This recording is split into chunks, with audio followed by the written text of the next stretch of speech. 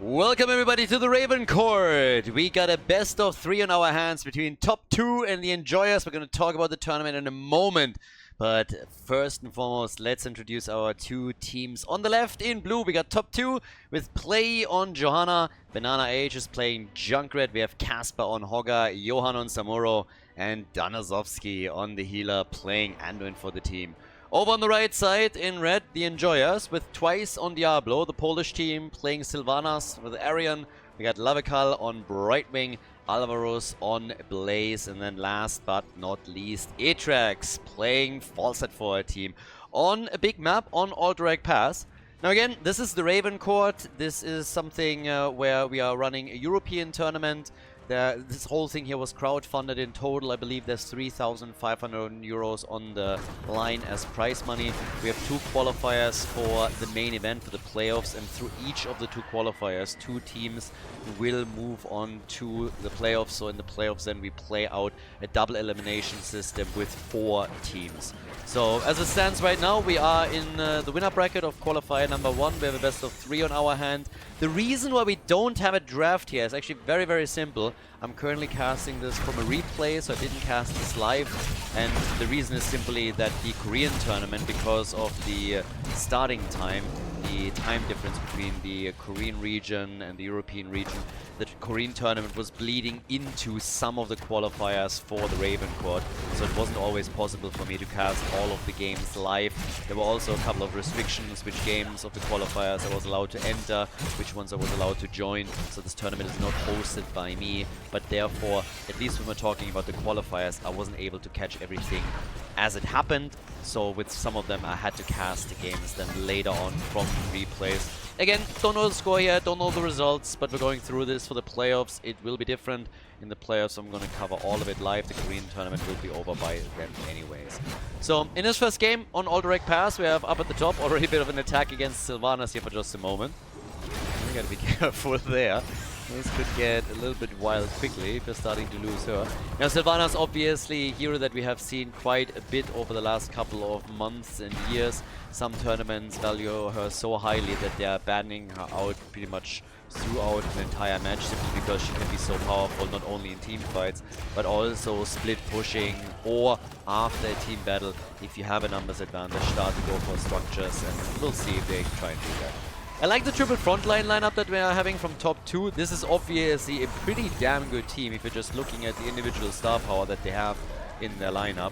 So the especially with Banana H now also on the damage. Ever since he was able to play a few tournaments as a damage dealer and not as a support, he's now basically trying to avoid playing healer whenever there's a chance. So as long as he has any kind of say in who plays for the team, he'll always make sure that they have a proper healer and that he can play damage instead. So gone are the days of banning Banana's Ana, so Ana doesn't really get banned against Banana anymore, simply because Banana doesn't play Ana any longer.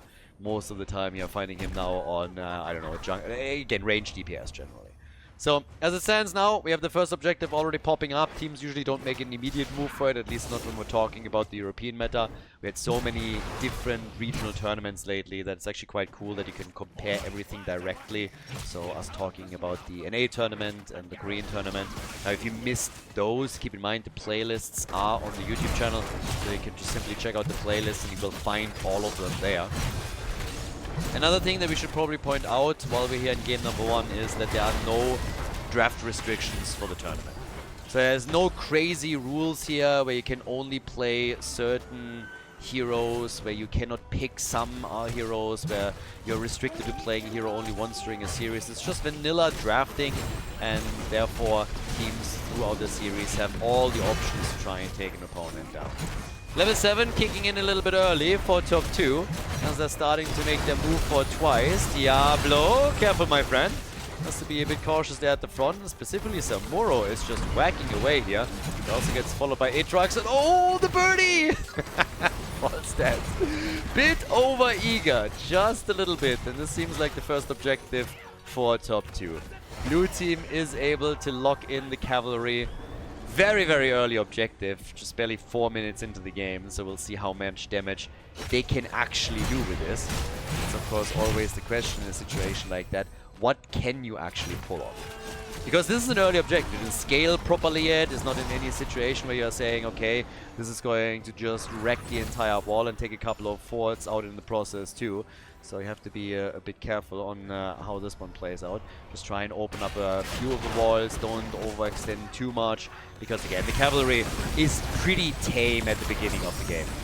Then again, if you're losing heroes on the defense this early, then it's a different story. So the birdie just came back from the Nexus and is now gone once more. So Falstead is down. That's the wall in the middle essentially destroyed already. Sylvanas rotated over to help out, but that also means that at the top and the bot lane, they have a lot more heroes that can help them. So this is making things a little bit awkward. This first objective shouldn't have done as much damage as it did now. The wall in the middle is destroyed. The wall at the bottom of the map is also going to get clapped. And then you have the chance to put some damage on the fort itself. Are they going to be able to take a fort out? Nah, not really. But you can already tell from the experience lead that they're currently running that top 2 is finding themselves in a very nice spot here. 2 kills to 0. All the walls are destroyed. And they're closing in on level 10 talents. That's pretty solid. When we're talking Alterac Pass, it's a real nice opening. Now a quick ping pong play from Hogger as they're taking out the camp. Hogger is essentially every single time he takes the camp attacking his brothers and sisters. I mean, come on, that's at least a distant cousin that we're all seeing over there. I mean, please. Give that guy the balloon to ride on and it's indistinguishable. It could be his twin. So I'm not quite sure how that works out on Thanksgiving. That must be some real awkward conversation that they're having every now and then. By the way, rocket right now for Junkrat. I was just praising that as something that happened in the Korean tournament a few times where we saw rocket ride play out. And I kind of like it with this. There's a lot of stuns on the side of top 2, so if they get a good CC chain going, they can definitely do something here. Rocket ride can be kind of fun. I love to see the talent a little bit more. Riptide in most situations is still the by far better choice, but I like that some teams, at least these days, go into Rocket Ride instead. It's mostly a thing that we've seen on the Korean server. This is the first time in years that I've actually seen it played out in a European tournament. Not quite sure how deep in the cup we're going to see that choice, but it's at least fun that here in the qualifier we're getting it. Sylvanas, the ragdoll, gets kicked around hard as she gets eliminated in the middle of the map. And this just extends the lead of top 2. They have 3 kills to 0 now. Next prisoner camp is gonna spawn soonish. And now the push straight up through the middle, as they're of course hoping to also damage the fort. Game number 1, great start here for top 2. This team is so far looking very, very strong. Hogger is immediately back to the next family gathering here. And yeah, I definitely stand by what I said earlier. This is going to be some very awkward conversations at the dinner table whenever they are going for the next family gathering, because that is definitely, that's not okay. I mean, sorry dude, like, something is clearly wrong with him. So, Hogger having a few issues here for sure. That's a broken home if you ask me. And then, in the meantime, Sylvanas gets killed by Jojo. So they're catching her again. But it's more about what happens around the next objective. Because with 4 kills to 0 and the resulting 1 level lead plus talent advantage, you now have a chance for another set of raiders, or cavalry in this case. So let's see what they can do on this one. Yeah, there's a push in the middle, thanks to the camp that they have, and they're pushing for the objective. Then they could get a fort here. They should get a fort at this point. Nobody's even trying to defend, and they're going for the objective at the same time. Oh, that is a pretty bad spot to be in, if you ask me. For the enjoyers, this is really tough, because they're losing everywhere. They lost the fort in the middle already. Now they're about to lose the second objective. The bird is sticking around there, but careful, my friend. Jojo has her ult back in another 5 seconds. If you stick around a bit too long, you're gonna get a shield to the face once again. She's gonna go full Captain America mode on you, and that's gonna be the end of that. So, yeah, Atrax is trying to steal the camp, gets interrupted, 1.5 seconds, 1.4, they want it, and they're gonna get it. The camp is taken, play is a bit low, there's the barbecue, but they all still survive. Depends on whether or not Hogger is able to get out of this one. So Hogger's trying to get away here, and should be able to, oh, Anduin! I was just about to say, he should be able to escape, and then Diablo dove in deep trying to get the connect. But thankfully for him, they still have Anduin on the lineup, so he's quickly pulls the target out. But this is tough. I mean, the top side fort is now taking damage. The fort in the middle has already taken damage. Samuro is at the bottom of the map even before the cavalry arrives. So this objective is going to do well. They are going to get a lot of ground here and will likely extend their lead a bit. Nobody's even dealing with Samuro at the bottom of the map. They just said, okay, we're going to lose this one. They just accepted it. Nobody has gone for bosses, by the way. Nobody has made a single move for a boss camp yet. We now have Samuro pushing the bottom of the map, going for the next camp here. Damage output so far has been pretty solid for the blue team. 30,000 for Junkrat, for example. We have 21,000 for Sylvanas. But now even the walls on the keeps are getting attacked. Specifically also true for the top lane. And they kind of got the gate. Not quite. But all of the forts are now gone. And again, a quick reminder, bosses are still up. So Junkrat is already double checking the top, but they could definitely make a move for it. And it is a really nasty spot to be in the first place, because you have Samuro against you. So late game Samuro, even with Blade Storm, you have really nice wave clear on the side lanes, and you can drive your opponent into madness by just always going through the lanes, you know, like this. Take him out quickly. Grand Vision 2, Johan is now moving in with the team towards boss number 1 at the bottom of the map. And obviously, one of the reasons why they're choosing to do it at this point in time is that they're now closing in level 60 talents. So the red team might be able to move to the top and try and go for a boss of their own, but even that is a bit of a risk, and now they're already so late to that idea that if they would try and pull it off now, likely they would be challenged and might lose it. So Alvarez is double checking at the bottom of the map, sees what's happening, boss is now taken, and there's the level 16 talent.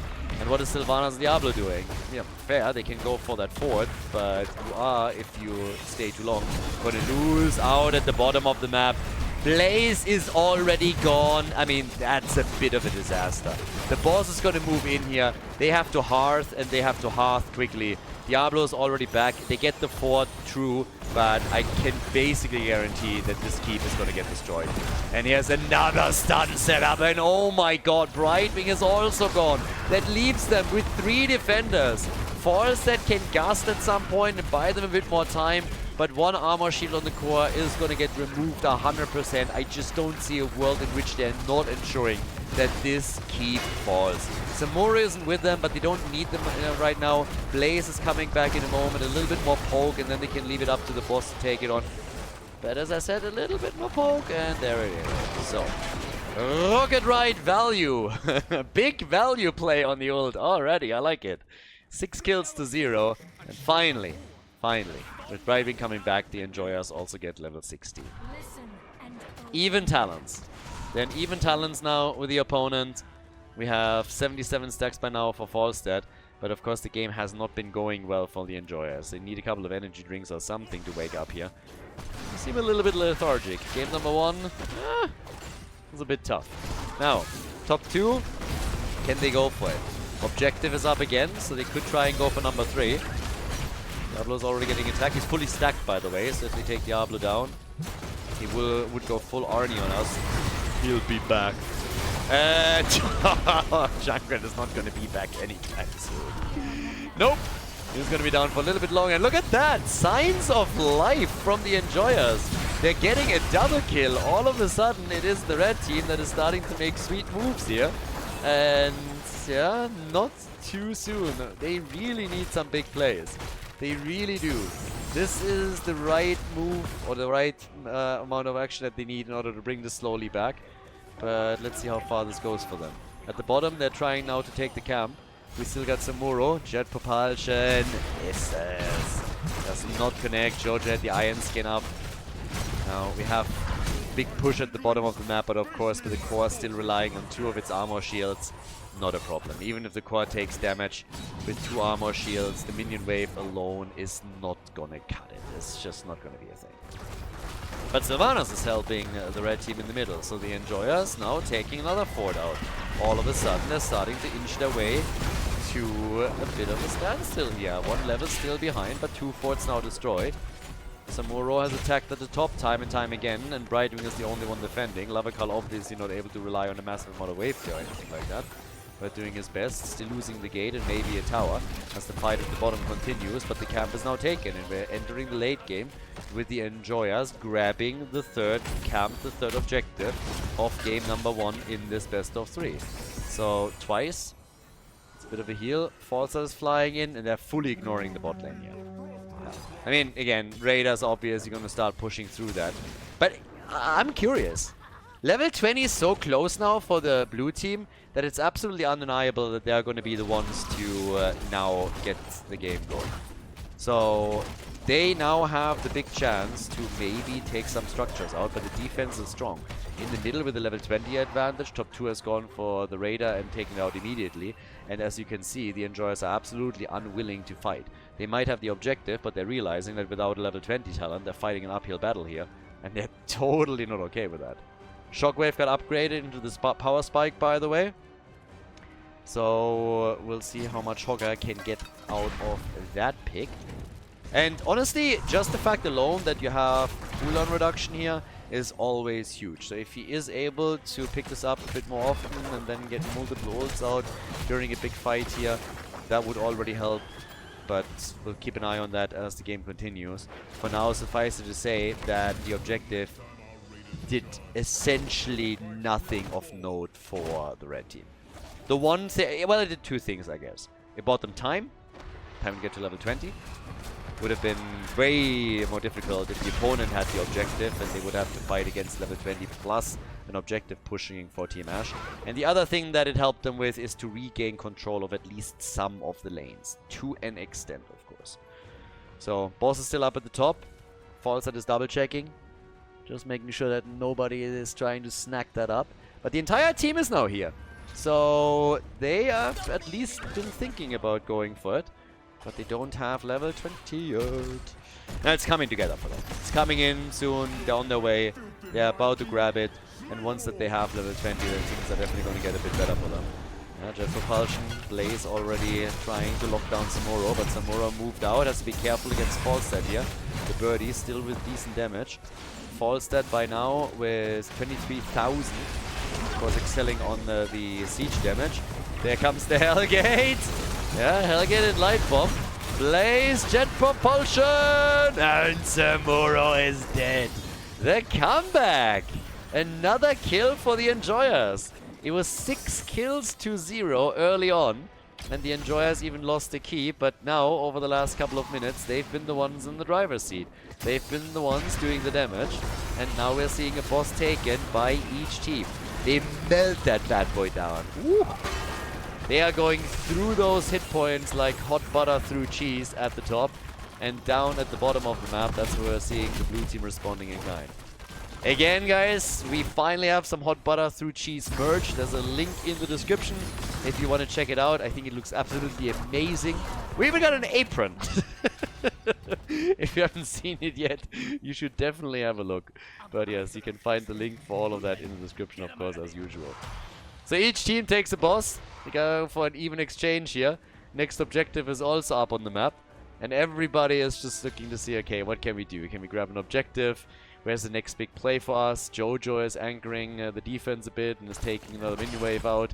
They're trying to defend down here with Junkrat. As Falls is defending the bottom of the map. We're now 17, 18 minutes into the game, so the bosses are definitely starting to hit a bit harder. But here comes the attempt for the objective. I'm telling you, the Enjoyers are building up momentum. They're scaling Falstad into the late game for some of the damage. You can always hold the side lanes too. Talking about the birdie. He's doing what he can at the bottom of the map, but leaves this alone again. There's only one armor shield missing, so highly unlikely that the boss is going to be able to take this out. With another late game objective on the other hand, the Enjoyers might just be able to break through either the top side keep or maybe the one in the middle. Or both. But the defense is coming. Blue team is trying to defend now. Sylvanas, once again, with the interrupts, hits all of those footmen. He's doing a very good job keeping the objective channeling, and they might actually get this one. Hellgate already being used again. Barbecue! And the rocket ride. But Anduin is still dead. Oh! 30 hit points for Arian. The gets saved, is alive, and then gets killed by Johanna. I mean, what a meme. Seriously. Anduin Sorry, Brightwing not helping. Friend, shut up. So, yeah, that was a kill with... It's actually kind of fun with a shield player. They were just sitting there, it's like, dude, if you don't get a heal, then we're just gonna take you out. Objective hasn't even been taken, 0.6 seconds, and it's still not taken.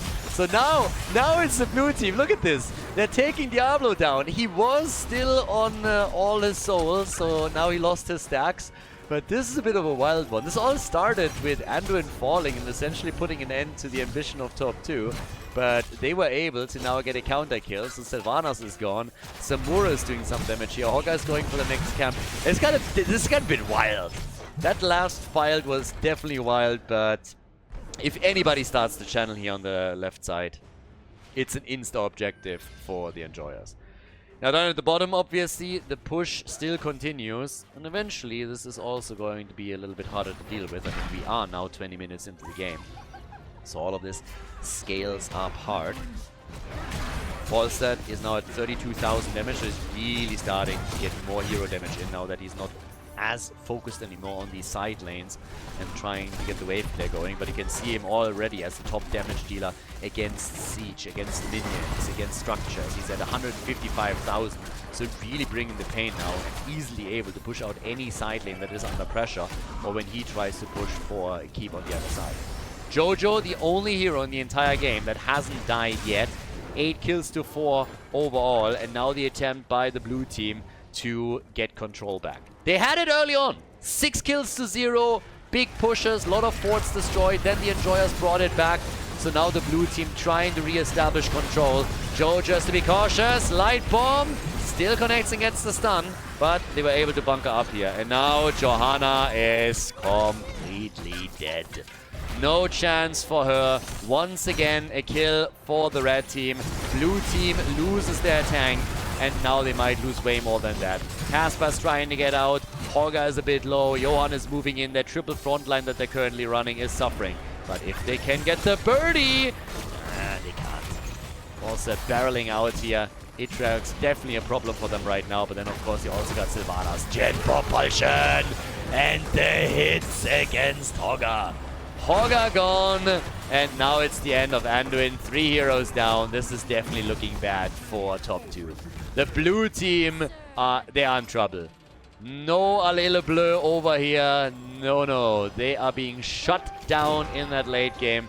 The objective is taken, and this could get nasty. This could get really nasty for top 2.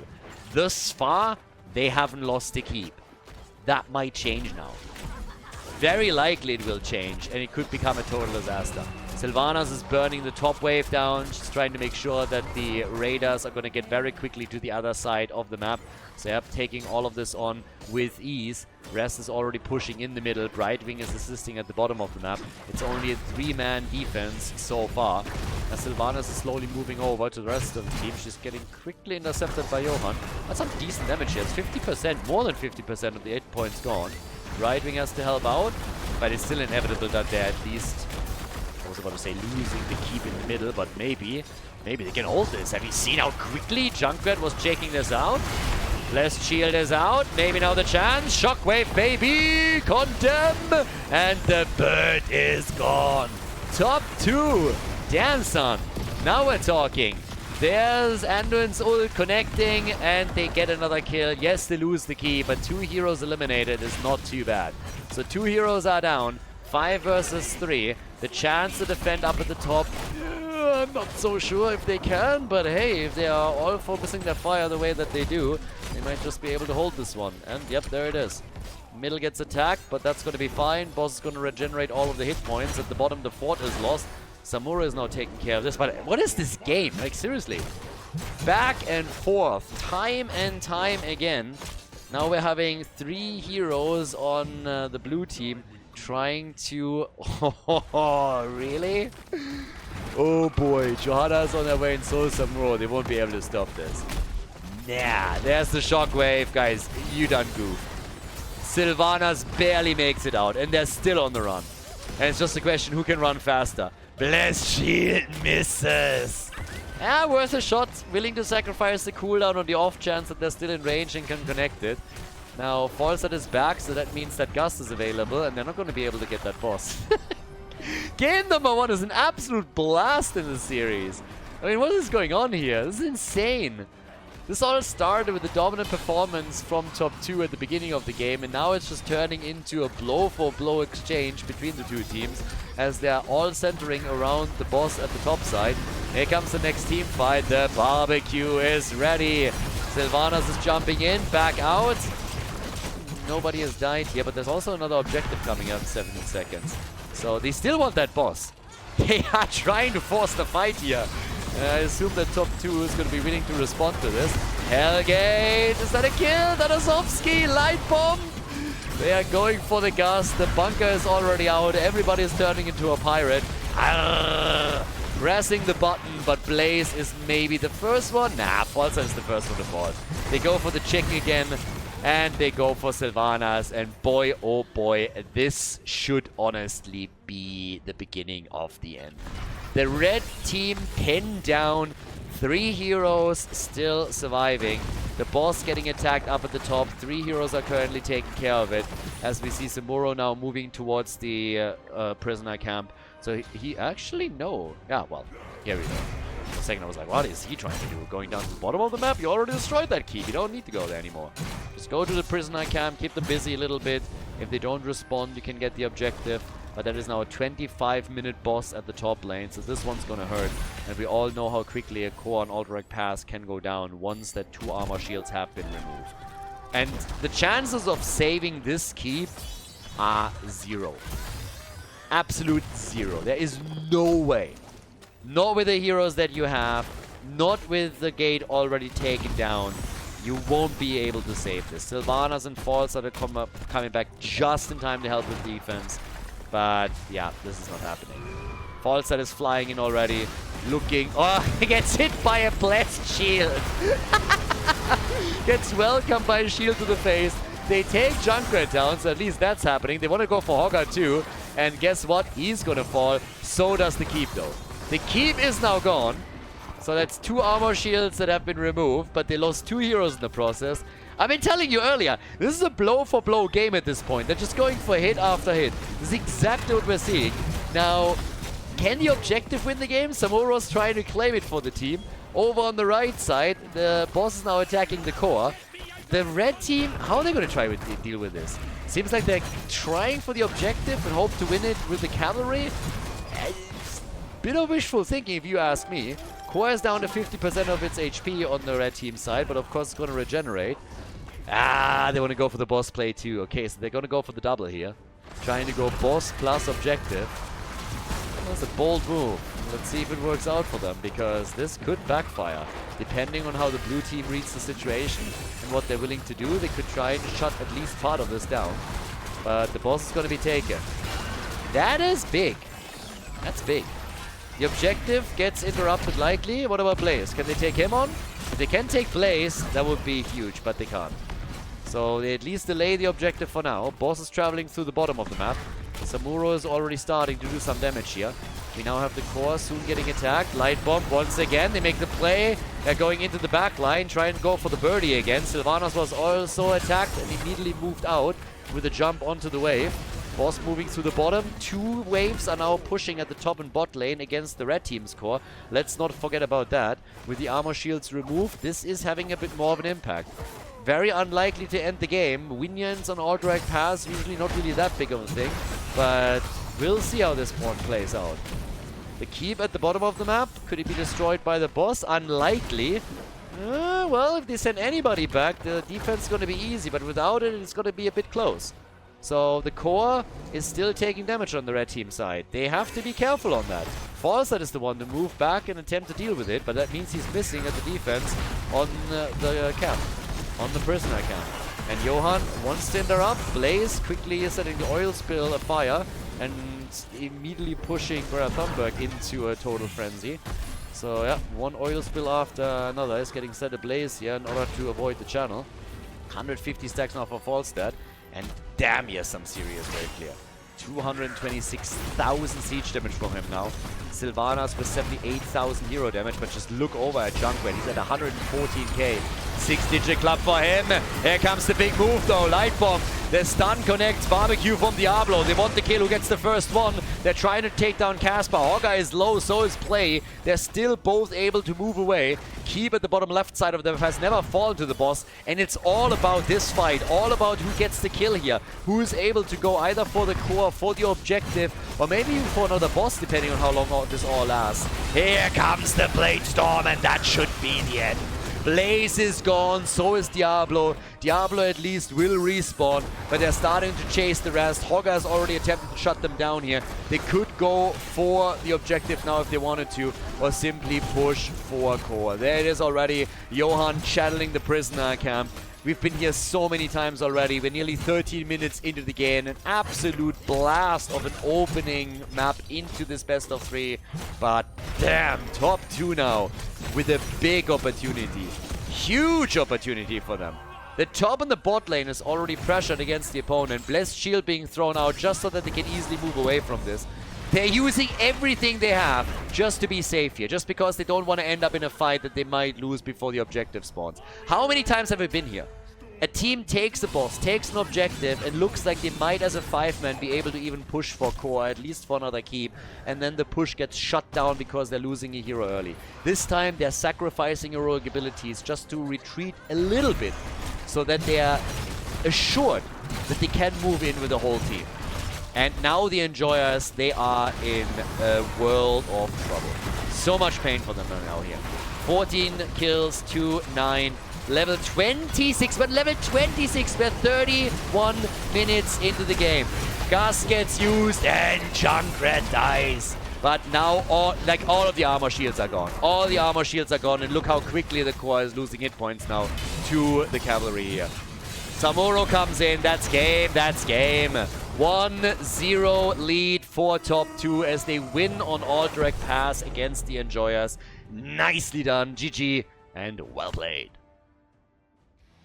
Before we head into game number 2, make sure that you subscribe to the channel if you haven't done it yet, so you don't miss out on any future content here on Khaldor TV. Game number 2. Over on the left, we got top 2. We're heading into Dragonshire now in our best of 3 series. And we get play on Garrosh after the victory on Alterac Pass. Johan is playing Deathwing for the team, so that's already going to be fun. We got Banana H on Chromie, Donozovsky is playing Anduin, and we have Casper on Rexa. To the right side of the map, the Enjoyers, the Polish team, with Zeratul this time. So we're actually getting a cleave build from Arion here. Lavakal on Uther, with Alvaros on Blaze and Twice on Johanna building the front line. So Jojo plus Blaze, always a great front line to have. And then for range damage, we get Itrax with a Junkrat. Off to the races! The red team obviously going to be trying now to win the game, force game number 3, and have a chance to continue through the winner bracket. Reminder, we are in qualifier number 1 for the RavenCourt. So if you want to qualify for the playoffs, you have to either win the winner bracket final or the loser bracket final. The 2 winners out of these 2 matches will then advance to the playoffs. And we have 2 qualifiers in total. But at this point, we're still playing in the winner bracket semi-final. So if the Enjoyers lose here in Dragonshire, they would drop down into the lower bracket, but then still have a chance to advance and even qualify for the playoffs if they can win the rest of their games. Great skin, by the way, from Johan over here. Absolutely fantastic. Love it. When it comes to Deathwing, this is honestly one of the best. And by the way, can you spot the difference? Real dragon, not a real dragon. Real dragon, not a real dragon. It's a subtle difference, but if you look very, very closely, you can see not a real dragon, real dragon. Alright, so I know, sometimes you need to look a little bit closer. It can be a little bit tricky, so if you're a bit newer to the game, then I can absolutely understand that you're looking at this over here and you're like, oh my god, this is the dragon. But believe me, it's not. So yeah, this is a fake dragon. It's what we call an imposter. So just in case that there was any ambiguity, Johan is showing us the way here with a proper skin too, so not going for the big turkey move or anything along those lines. But yeah, looking damn good on this one. But yeah, let's see which team is taking it here. Top side already, a bit of damage being done. Obviously, when you're playing on a map like Shire, one of the big ones is always that you have to control just so many points at the same time in order to get into a decent spot there. So we'll see what the teams can pull off, and especially what kind of impact Zeratul is going to have throughout all of this. If you're going for Zeratul as one of the heroes, he can be an absolute monster. Zeratul can be such a fantastic hero in your arsenal if you are someone, you know, that is getting value for the team by jumping to the opponent's backline, getting damage in against, in this case, Rexa, Anduin, Chromie. They have no globals. We have Deathwing obviously on the side of the blue team, so they can also interrupt a whole lot when it comes to playing around the objective. So whenever there's a quick move being made to channel a Dragon Knight, Deathwing can be a nuisance. But I want to see what specifically Zeratul can pull off as the game continues. He's always a little bit of a hit or miss, but the channel is already happening over here, currently interrupted by Play. Zeratul is immediately with them, and the stun coming through. Indomitable is being used, but Play gets still blocked out. They got him in a corner. Literally in a corner, and he gets taken out. First blood on the second map. Job well done. Neat move by them, and yep, that was actually very, very cool.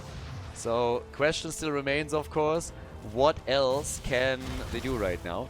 What are they going to be able to pull off from here on out?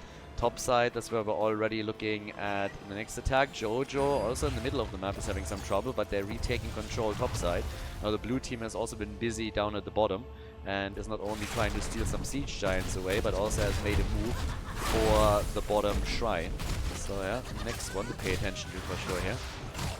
But I kind of like it. I mean, we got a couple of really sweet attacks already playing out here, as everybody is trying to figure out, okay, how do we play this?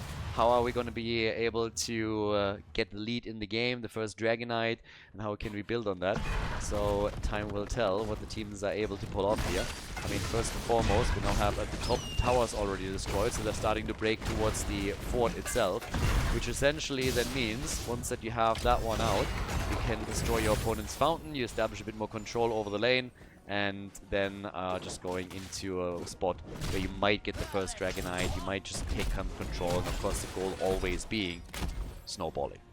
Get into a position where you're fighting continuously, let's say with a talent advantage, force your opponent into really, really bad fights, and we'll see if they can pull that off. Double control again for the Polish team, but twice goes down the counter kill after we saw Garrosh fall earlier, so top 2 is now getting another kill in, but at least at the top they're under pressure.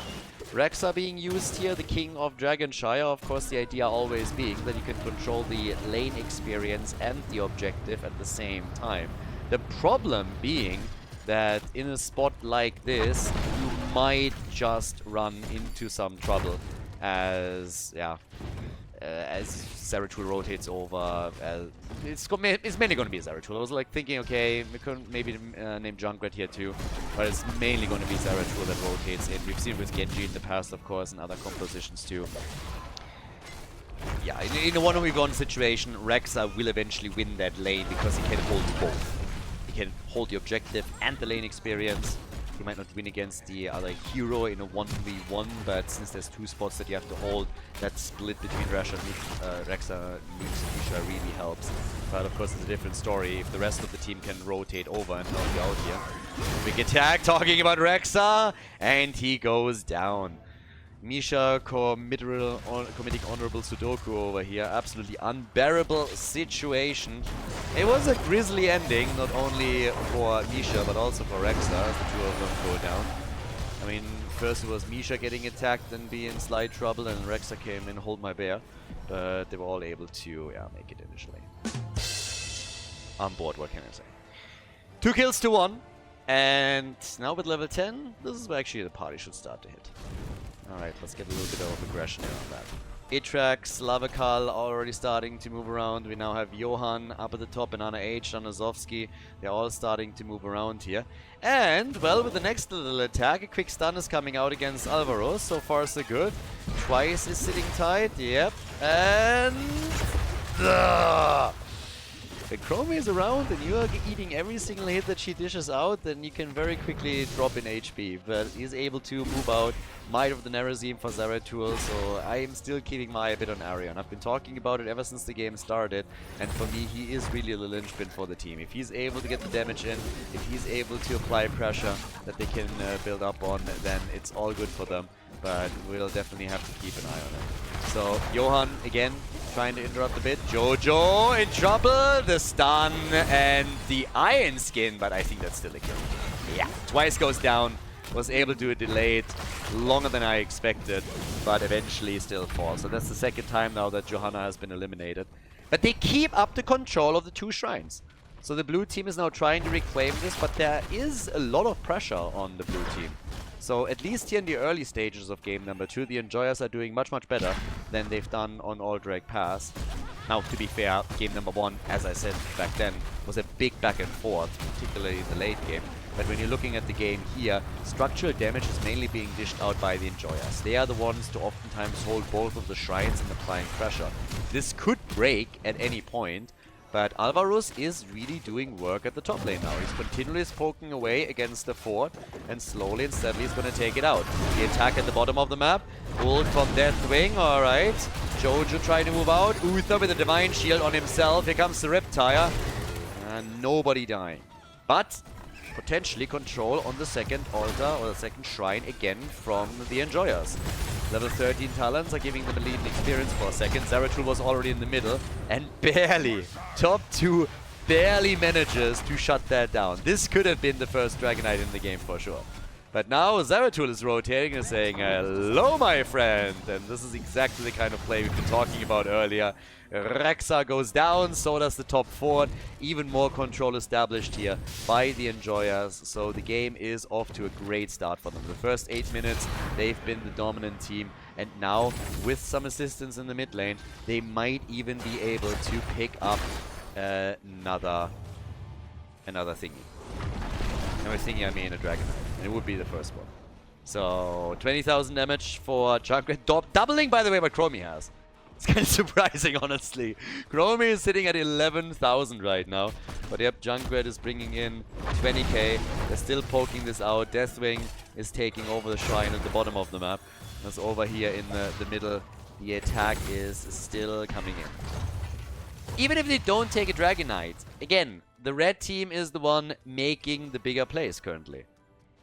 It's just what it is. They are half a level ahead, which is not much. Only 1 kill ahead. But the structural position that they put themselves into and the continuous play that we're seeing from heroes like Zeratul, from Blaze, who has been dominating the 1v1 lane, is just having a massive impact here. So as things stand now, we're having at the bottom of the map, Alterac slowly starting to move in. Lavakal is sitting twice, is making a move here. And yeah, they retake that shrine.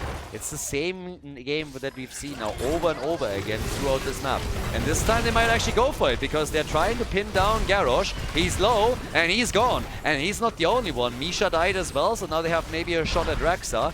Deathwing is up at the top and is trying to retake the shrine, I assume. Nobody's moving into the middle to get the Dragonite, but instead they're breaking through the wall at the bottom, extend the lead in experience, and could potentially also do some more damage to these outer structures. Attack the fort in the middle, attack the fort at the bottom of the map. Top side, Deathwing has made sure that no Dragonite can be taken right now. And, good for them, they are able to break through this wall a bit with the camp that has been set up here. We're talking about camps, they're not the only ones that are going for some mercenaries. We have the same happening to the Enjoyers as they are taking the one at the bottom.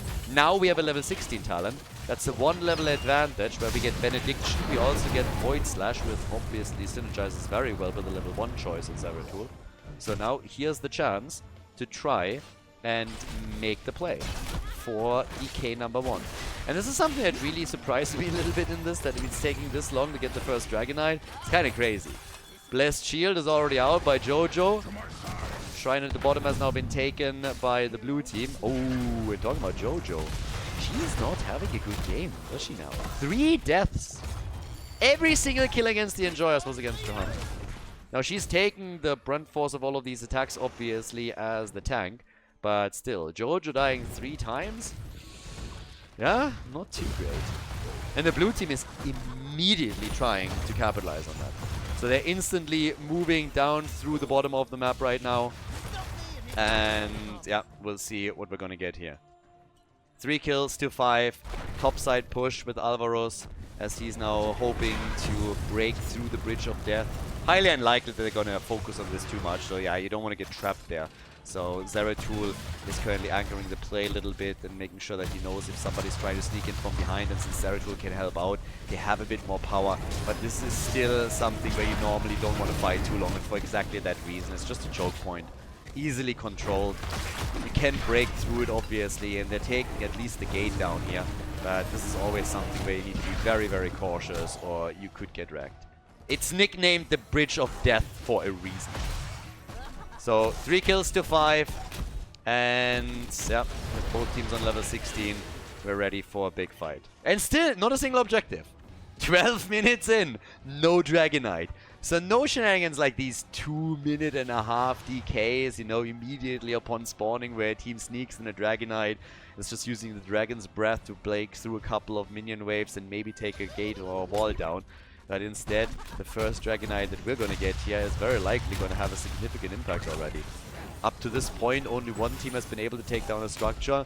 That's the Enjoyers, the Polish team, able to take down the fort at the top. And slowly working the one in the mid lane. But here comes Zeratul. Once again, Zeratul with a bit of poke happening. Deathwing is moving in, alright. And gets the stun, Divine Shield. And here comes the ult from Anduin. Light bomb, the stun, Uther is gone. Top 2, the blue team. Yeah, they're shining again. This is exactly the situation that they are good at, and they might just turn that game again, don't they? They're half a level behind still, but that start into the bot lane battle in the 5 versus 5 was fantastic for them, and now the fort will fall. So they're drawing even in structures with the opposing team. Zeratul moving towards the top right now, and with 27 seconds until Uther is going to be back, there's of course a chance to now get a Dragonite for top 2. Yep, Deathwing is also shutting down Zeratul's attempt to wreak havoc at the top lane. Fight in the middle continues. And Chromie! Can they take him? They go for Junkrat, and there's the bullseye shot from Chromie. Straight in with another Sandblast. Junkrat down just as Uther was about to respawn. So it is staggered deaths against the Enjoyers, and Jojo is no exception here. That is kill number 6 for the blue team. Top 2 is all of a sudden fully in the driver's seat here. They've been struggling throughout the game, always a bit on the back foot, never really been able to fully take control of all of this, but this has changed now. With the kill at the bottom against Uther, and then slowly or shortly afterwards here against Junkrat, and now against Joanna, they find themselves in a numbers advantage. They're catching up in experience. They have a chance to go for the first Dragonite of the game, and Garrosh is already on his way. He's starting the channel, no problem. DK number 1, 14.5 minutes into this game. Trying to collapse onto Zeratul at the bottom of the map now, so they're forcing Arian back, but this is a great spot for the blue team. They're still slightly behind in experience, but this is very likely going to change, and yeah, Deathwing is just annoying the hell out of them up at the top. So always there whenever somebody tries to go onto the bridge and push through, whenever anyone tries to see if they can go for the keep itself. And now the Dragonite with level 20 in the hands of the team on the left, trying to go for the keep at the bottom, at least break through the wall here. We have Titanic Might, we get the upgrade with the Inner Fire and Kill Command, as the Enjoyers are also picking up the level 20 talent. That gives us Redemption. We're getting Twilight Falls. Yeah, now Blaze still up at the top, so they are missing one hero at the bottom of the map. It helped them to get the experience for level 20, but it also means that they're having a hard time defending now. So Blaze is pushing for the top side keep. They're essentially trying to go for a trade here. Might be able to pull that off, but it's a big ask, honestly. This keep is about to go down. It's destroyed, and Blaze still needs quite a bit of time if he is supposed to take the top keep out. Now, he's getting there. He has it down to, I want to say, 40% HP, but as expected, Deathwing is now quickly saying hello, and is like, hey, how are you doing? With Rexa moving in, yeah, Catapult is doing a little bit of damage, gets instantly taken out, so he did a lot of work here. Better than nothing, honestly. I mean, he nearly took the entire thing, so kudos. But of course, they've now fallen behind. Behind in structures, and if the Enjoyers want to have a chance in a potential third game, then they gotta step it up again. Started off well for them, but now they are the ones that play from behind. 6 kills to 5, 20 versus 20. Here comes the team fight. Light bomb, Uther, stunned and dead. He has redemption. He's gonna be back. He's gonna go full Arnie on us. Here comes Junkrat with one barrage after another, and Deathwing is just eating dirt. Holy hell. Poor Deathwing with a big hitbox just sitting there, and Johan is eating every single grenade that he can find. He's like a magnet in that situation. But they took the cooldown away from Redemption. That's a big one. That's a 2-minute cooldown essentially. You get 29,000 damage from Chromie. 60,000, doubling it! Junkrat, doubling Chromie's damage. Now again, the blue team has more kills, so what do they care? At the end of the day, it's not the damage that you dish out, it's about how many kills you can get. How many times are you able to put your opponents at a numbers disadvantage, remove a hero from the game? Are you able to pull it off in the late game where the death timers are high, or how is it gonna play out for you? Now another attack coming for the next shrine. And a quick reminder, we're 17 minutes into this game, and the only thing that we have seen so far is a single Dragonite. This could be number 2. Talking about dragons, Deathwing still protecting the top lane. Zeratul doesn't jump out here. Arian had a decent impact on the game. Not really as crazy as I thought it might be. He wasn't really able to push as much pressure onto Anduin, onto Chromie as I thought he might. But the game is also not over yet. With all the mobility that Zeratul brings in, if you get 1 or 2 good kills, that's essentially all that you gotta do here. Now, Zeratul is already pushing the top lane out a little bit. Blue team is looking for a fight, they're looking for a brawl. Yeah, Garrosh gets bounced around again. Deathwing is moving towards the front, and it's starting to center around the shrine at the top. So the idea being, take the shrine, get control, and force another Dragonite. And of course they're going to be pinned into the middle then. Deathwing is already there, Zeratul says hi, and Deathwing flies out.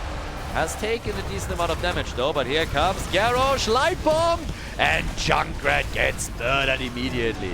5 versus 4, Junkrat is gone. They're in trouble. They go for Chromie. They hope for the counter kill, but they just can't. Or can they? Banana H? How is he still alive? Zeratul is still looking to see if he can get that kill. Doesn't want to engage into this, but they're all so low. They're all insanely low. Maybe now the opportunity. Zeratul with the move gets immediately thrown out. Play is low. And there's the kill with Zeratul taking down Garrosh. Exactly the kind of play that we need from Zeratul now for the enjoyers to have a chance to bring this one back. This is what you pick Zeratul for the clutch plays at the end of the game when the pressure is on, and he was able to pull it off. There were a few moments where it seemed like he might not be able to perform. They had him, they expected him, they had the stuns ready. But then he comes in, takes down Garrosh, they get the kill. Now the pressure, as the Dragonite could technically be taken, and Junkrat, of course, is back. That's another 30 seconds, where top 2 is down 1 hero in this fight. So now the chance to move towards the middle of the map and grab the first Dragonite for the enjoyers.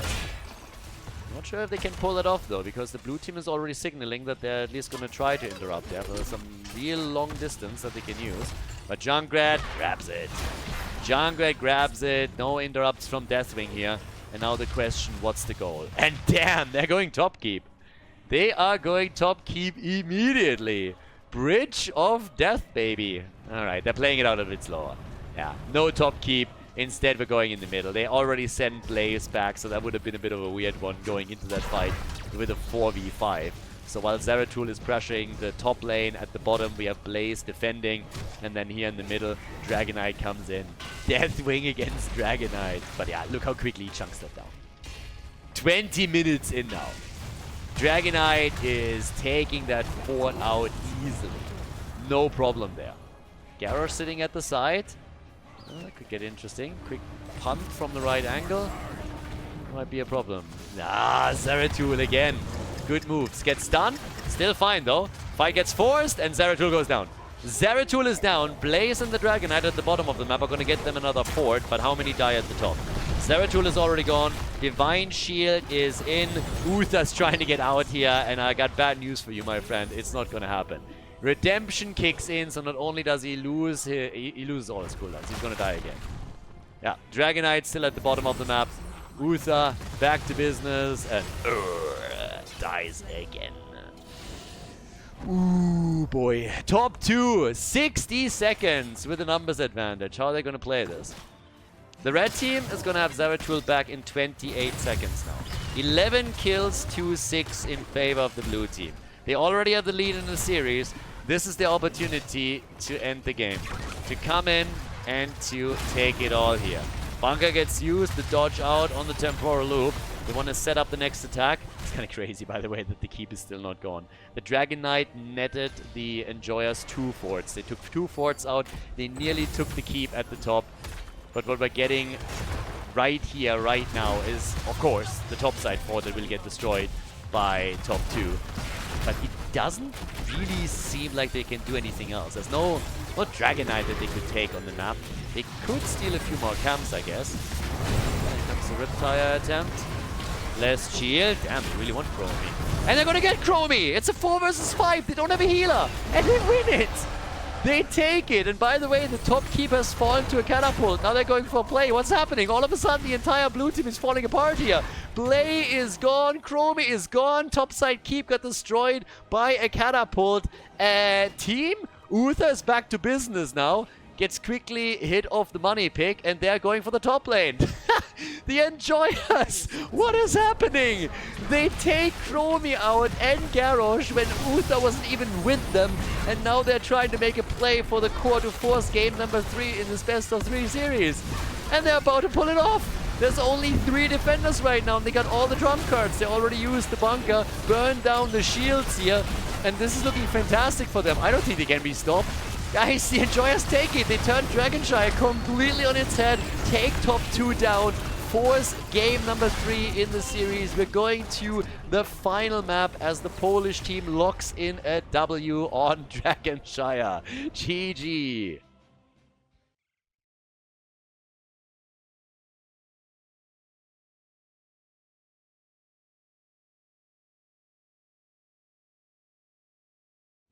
Garden of Terror, map number 3, top 2 against the Enjoyers. And yes, some of you watching this on YouTube might ask themselves now, what is happening? Why do we all of a sudden have a draft? Khaldor, what's going on?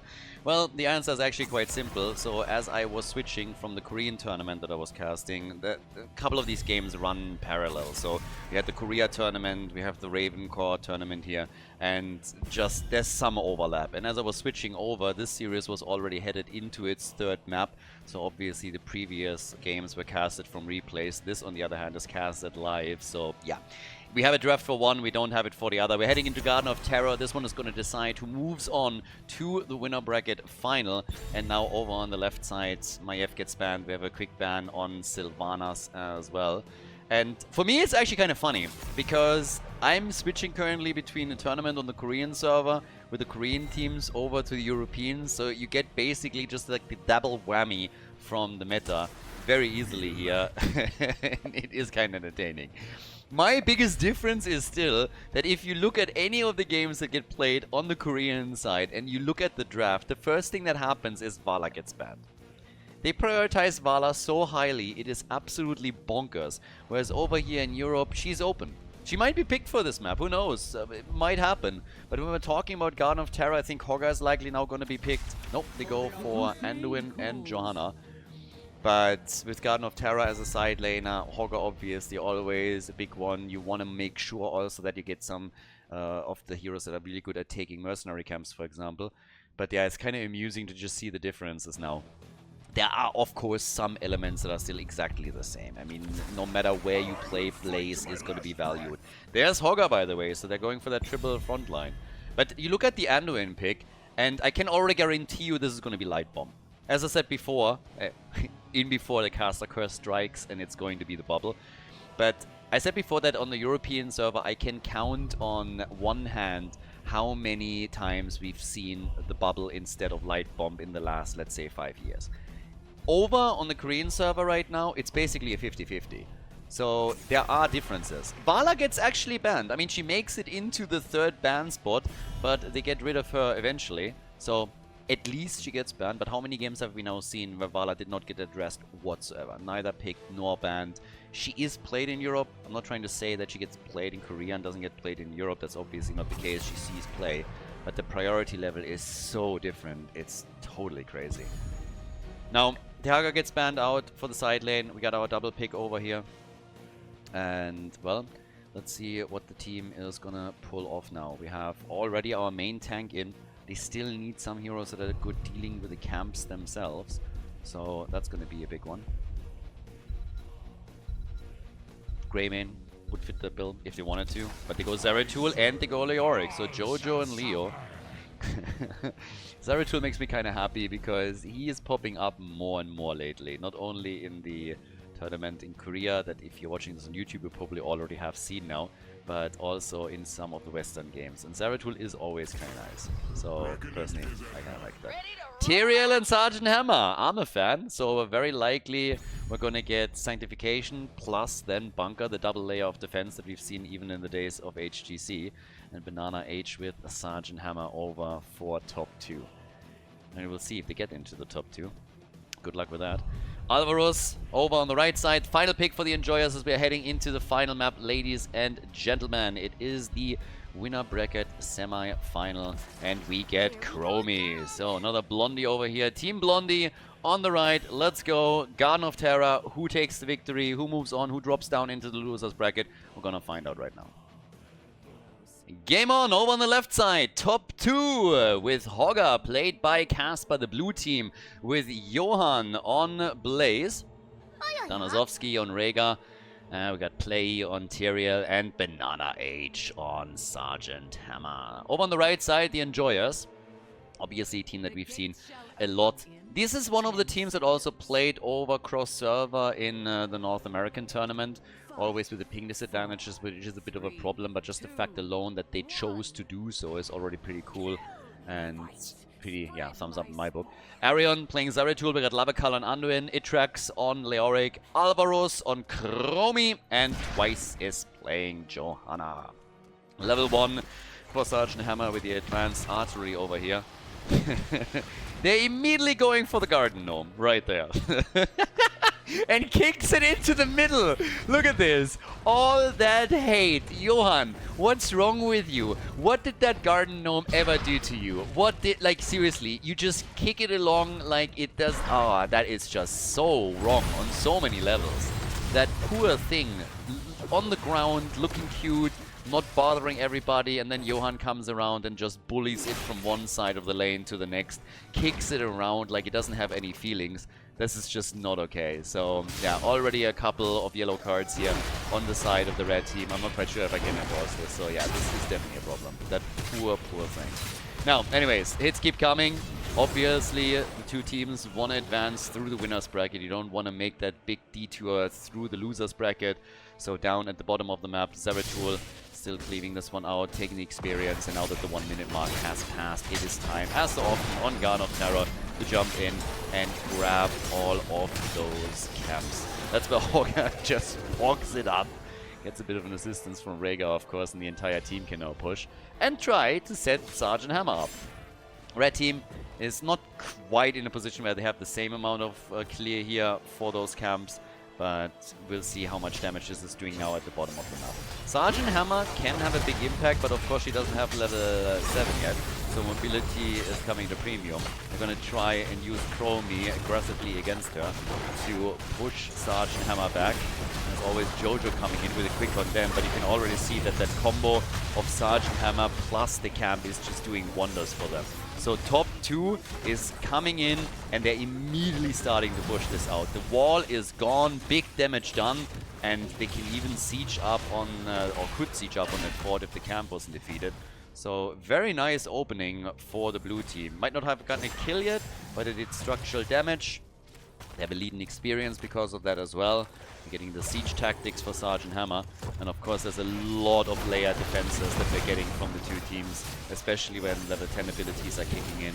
That Tyrael plus Blaze combo in the past has been played a ton in HGC, and it worked just so darn well. So the first seed position is definitely a bit better for the blue team. They are in a fairly decent spot on this one. Should be able to lock that in without any trouble whatsoever. Once that it spawns over on the right side, you're going to see the same from the Enjoyers. But yeah, which team is going to take it here? Enjoyers were able to equalize the series and force game number 3. Can they win 2 in a row and make it happen here on Garden of Terror? That's the question. Down at the bottom of the map, we got Zeratul still moving around a little bit. And Zeratul, I mean, again, we've seen just in some of the recent games how much Zeratul can do in at least the Korean meta. But what can he pull off here? Regarding the build, we have a start off with Cleave, going into Psionic Strength. So not a full focus on Cleave or anything here, he's going for the hybrid, but will still be able to dish out damage and go for some of that AoE that helps him against minion waves as he roams from lane to lane, but also against camps and later on in the big team fights. With that said, top gets still attacked, and there's now a chance to again leverage the Siege Giants, the camp that they got earlier.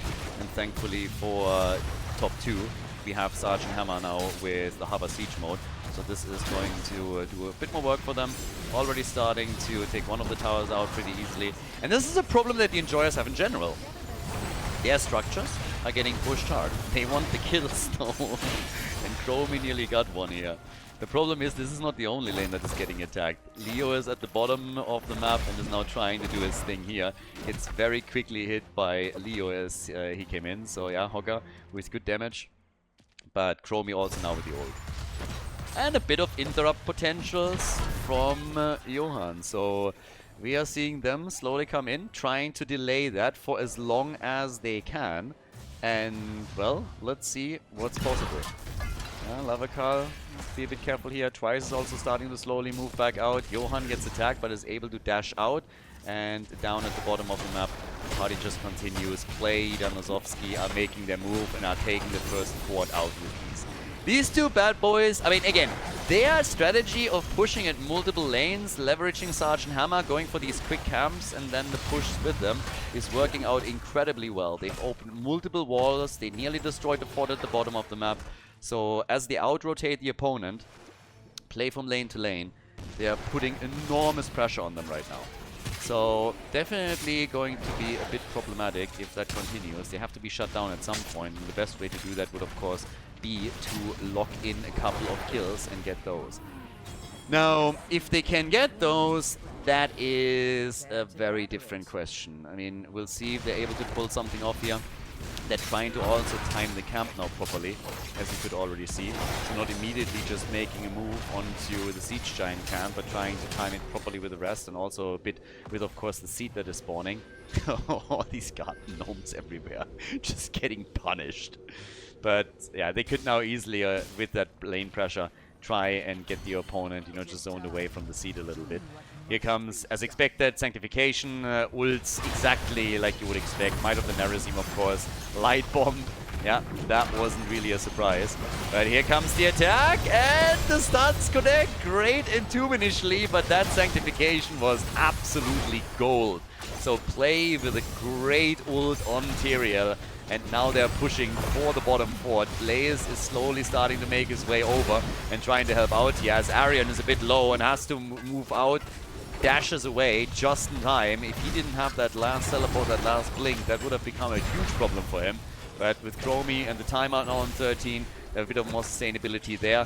And I just want to stress real quickly that we're now 7 minutes into the game and we haven't seen a single kill yet. Not one. 7 minutes in, no kill thus far. Push at the bottom of the map, and they should really take that fort out. Hogger is now in the middle, doing more damage there. It is such a macro game in a lot of respects at this point.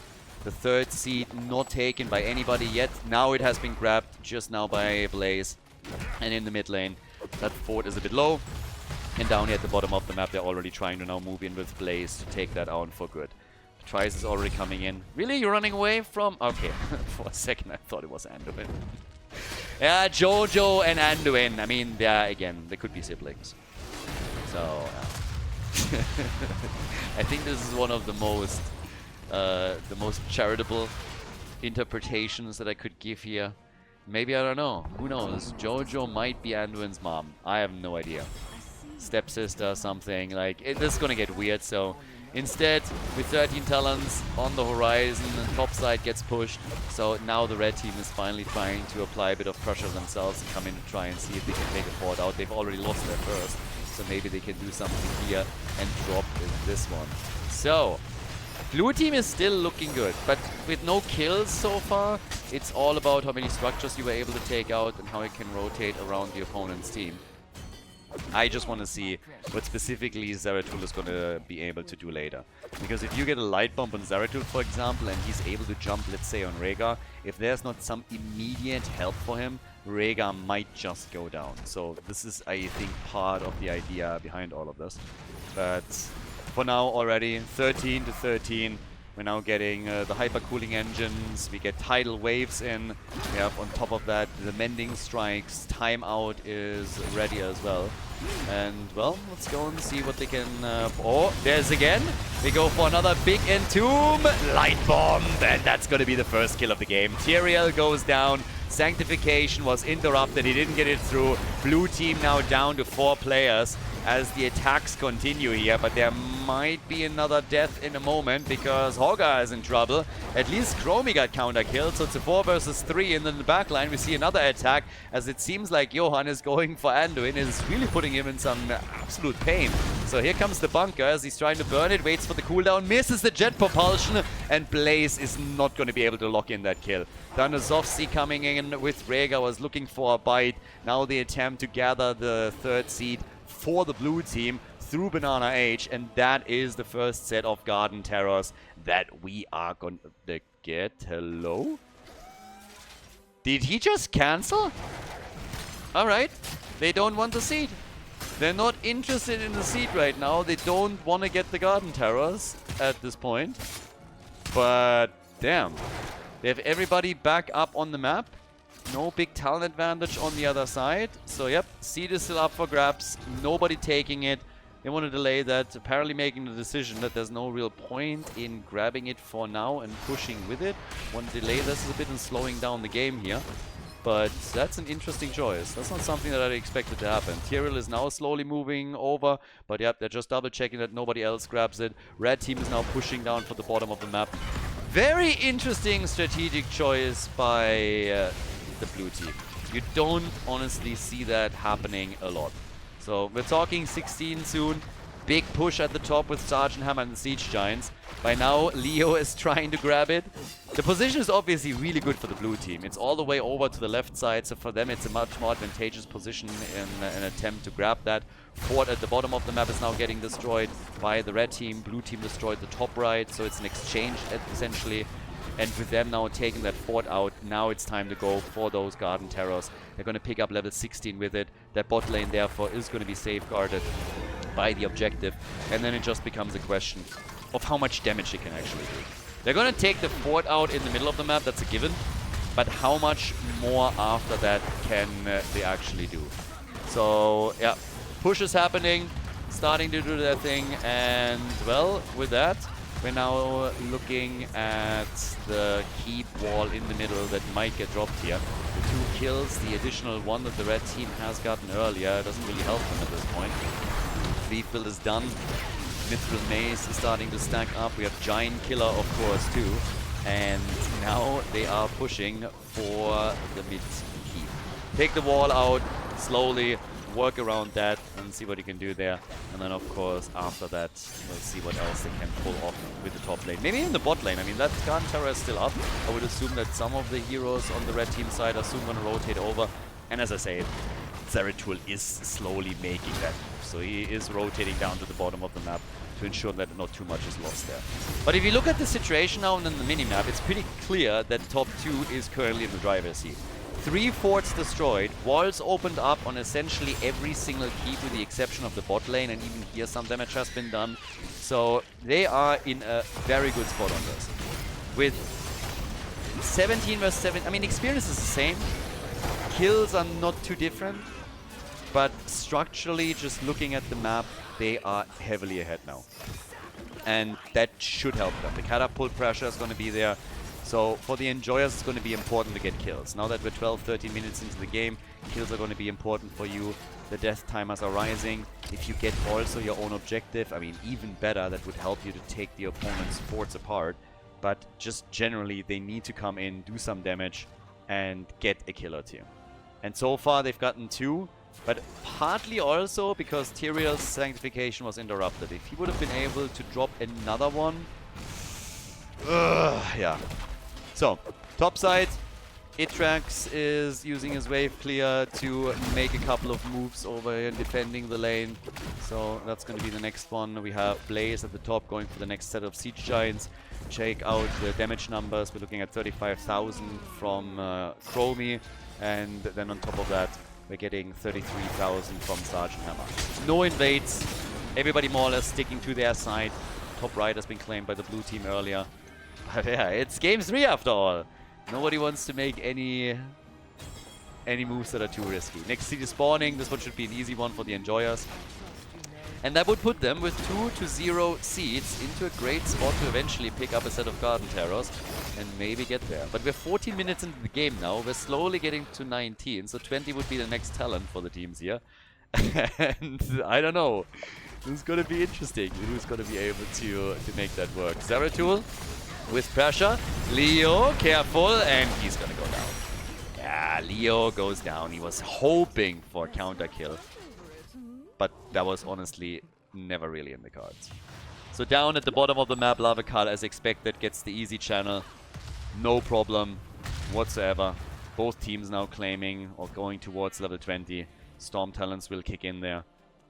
And we'll see who is going to pick the next few kills up. Leo is just acting as an observer ward in Mobile 1 at this point and is rotating around. But while he does that, we're now having the rest of the red team going for the next structure. So they're moving topside and they're starting to take down the next fort, or at least that's the idea. Drop the fort, drop it quickly, and let's see what they can do on that. Yeah, level 20 talents also about to kick in. So blue team reaches it first. Storm Talents, Ancestral upgraded obviously, upgrading in this case also the Shockwave with a power spike over here. Nice. Not something that we're seeing too often. These Entombs, by the way, are absolutely on point. He hits another one right there. Sanctification doesn't have to be used just yet, but those are the plays. So Itrax didn't have level 20 yet. They're still waiting for their Storm Talents. But every single time that he drops in an Entomb, he hits at least one, sometimes two. We had one with 3 hit earlier. If he can then bait out a Holy Arena, that would, of course, be the dream. But from the red team's perspective, now they got 20, but they're zoned away from the seed. So this one goes over to the blue team. This is in total their 4th seed that they now have. And yeah, Blessed Shield get upgraded. Might of the Narazim with the Twilight Falls here, and Zeratul continuously just sitting at the sides, waiting for opportunities. Checking if he can, exactly that. Jump in, get a couple of combos out, drop the abilities, and just get hit points low. Force out, Z, force out, anything, siege tactics, whatever it is. But there comes the Entomb and Sanctification. Oh, that's a bit overkill. Sanctification and Ancestral, and then they lose Blaze like this. Boah, I am not so sure if that was really worth it here. The blue team with a big setback. Yep, now the seed is coming up, and that is bad news, because now you're talking about a potential set of Garden Terrors for the red team, for the Enjoyers. And the kill against Blaze, I am not so sure if that was needed. Them dropping this many cooldowns on Sergeant Hammer really felt a bit like they were panicking, thinking, oh my god, we gotta save it. And yeah, the reaction, the communication wasn't quite there, and the reaction was just instantaneous. So that makes things a little bit tricky for them. 20 seconds until Blaze is back, the seed is up, and the red team is doing exactly what you expect from them. Pushing in, going for the seed, trying to force them into a fight. The numbers advantage is quite clear, and if they can get another kill here, it would mean also staggered death. So as it stands, Siege Giants at the top, Garden Terrors in their house. And now the question, how much damage can they do with it? They gotta do some moves here. They are moving through the mid lane with Siege Giants, with Garden Terrors. They have camps at the bottom of the map, they're pushing too. Top lane is not going to accomplish too much. Essentially what's going to happen there is that the Garden Terror is dealing with the lane pressure. But down at the bottom of the map and in the middle, it's a very different story. This is the moment where the Enjoyers can put themselves firmly in the driver's seat. And BFG! Bye-bye, Zeratul! Zeratul goes down. That was the big one. Banana gets saved and Leo dies. Oh, blessed shield over the wall. But Chromie has no chance either. Nope, nope, nope, nope, nope. Keep in the middle. Likely gonna go down. At least it's taking tons of damage. But Chromie is annihilated. And it started with this kill. This is what it started with. Look at Zeratul. Look at Sergeant Hammer. One keep is down. The fort at the top is likely going to be taken apart too. BFG straight to the face, and that was the end. The keep at the bottom of the map are still taking some damage because of the siege giants and the catapults. Topside fort is now gone. So essentially the Enjoyers have just taken the lead in this game. But they're also losing more heroes. Jojo is dead as they were following up on it. Now they're opening up the middle. Can they take a keep? I mean, they should be able to. With Leo... Oh, they're killing Rhaegar! Damn, that is great for them. Taking the healer out in that situation is worth a lot. That was big. That means no sustain. If not for that, there's an opportunity maybe to move towards the keep in the middle, siege up on it, and take it down. So killing Rhaegar was actually pretty big. And I am surprised that Leo didn't die. They were focusing him hard, and I really thought they could come in and drop him, but wasn't the case. Chromie with 50,000 damage, only trailing Sergeant Hammer. Was at 66,000 herself. And, well, with that we're now having Johan sitting over there. Towards the middle, quickly going back, move down to the bottom of the map. 6 kills to 4 overall. 20 minutes in, level 22. Level 22 at this point, and yep, it's gonna be party time. At the top side, Banana Age, Johan, they're all pushing back the camps that were taken here. But let's go. It's gonna take a while for another objective to be claimed, so if they are at any point trying to get into the next set of, I don't know, Garden Terror, Siege Giants, everything has been claimed. Camps have already been claimed, and we also don't have a lot of seeds. There's one seed in the hands of the blue team, and that is it. Nothing else. So down at the bottom of the map, we have Itrax. He's gonna just rotate from one lane to another, hoping for another monster entomb like earlier. If he can bait out that many cooldowns, that would just be the dream for him. I mean, seriously. He was able to do so much already earlier. If he's able to do anything like that again and bait out a Sanctification and an Ancestral and all of that, that would be absolutely fantastic. So now the next seed spawning. This would be the first one for the red team if they're able to claim it. But everybody is playing very, very cautious now. I mean, it's obviously quite clear that if you're losing a hero right now, you might lose the game, specifically if you're playing on the blue team, since they have already lost their keep. So there's a straight avenue over towards the core that could be exploited quickly. So one mistake can essentially end this. There's a lot of catapults at the bottom of the map. This is actually a huge... Actually, there's only one. I thought they had more than that. But this is still going to damage the keep. So the keep at the bottom of the map is now going to take damage to this. I don't think it... Oh, with Zeratul rotating over, they're actually going to get this whole thing. Yep. They abandoned the seed. It's the second one for the blue team, but they're getting value down here as Arian rotated over. Catapult is in, and that is the keep destroyed. Now Zeratul just needs to get out. Is probably just going to try and... Yeah. Oh, they know where he is. Ah, they knew! They knew, and he's gonna die. Oh, they catch him. You could see the ping right there. They knew where he was hiding. They saw him on the end, and he thought he was safe. And then the shockwave, the stuns, and they leave him no option. The keep goes down, but Zeratul falls, and another seed is announced. That doesn't line up properly with the timing. Zeratul back in 40 seconds, the seed in 20.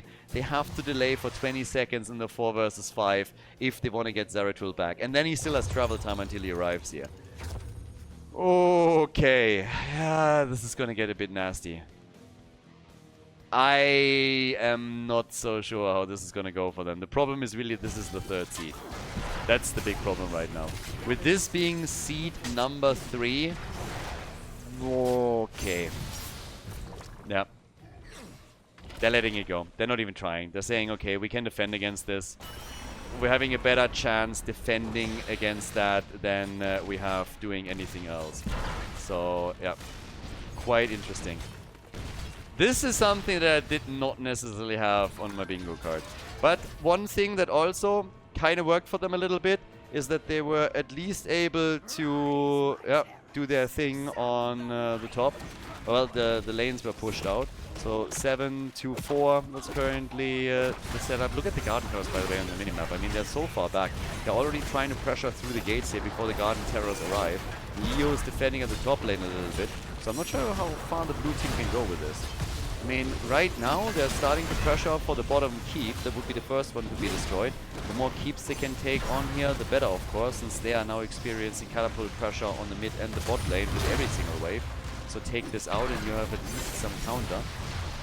And yeah, they get the first one. Keep is gone. Zeratul has moved behind them. Yeah, was actually connected. Takes the catapults out at least and now has to head back. You don't want to die again, dude. They want him though. Holy hell, they're chasing him. Arian is trying to get away here. And they are abandoning the chase. Okay. Oh, I got a little bit scared. I really thought that he would get dropped again. He didn't know that they were already moving back. I mean, we have full vision, of course. But yeah, now he's hiding. This time he's okay. So, good for him. But that got scary. That could have been, once again, the end of Zeratul. And if that happens, you obviously know where this would be going. The bottom keep, by the way, hasn't even been destroyed. Because they started chasing Zeratul so hard, they couldn't destroy the bottom keep. So, it will be picked off at some point, I guess. It's mega low. But it's still there. That means catapults are still firing on the other side. So this is the big issue. You're going to have massive problems now still with catapults. And there's nobody that has the mobility currently on the blue team to move in and take it out. So it's difficult for them to extend this heavily and grab it. Even though there were 2 objectives already for the blue team, the Enjoyers are still okay. Their job was afterwards to push the lanes out, and that is what they're doing. So, top lane pressure. Yep, Atrax is now pushing this one back out, and in the meantime, at the bottom, they're setting up some camps to try and make the plays through the bottom of the map. Whew, spicy late game, seriously, for a third map, for a final map in this best of 3, this is getting a bit nasty. I mean, the goal of the blue team is, of course, to at least take down the keep at the bottom lane. So them setting this camp up, pushing with Sarge and Hammer is likely going to accomplish that.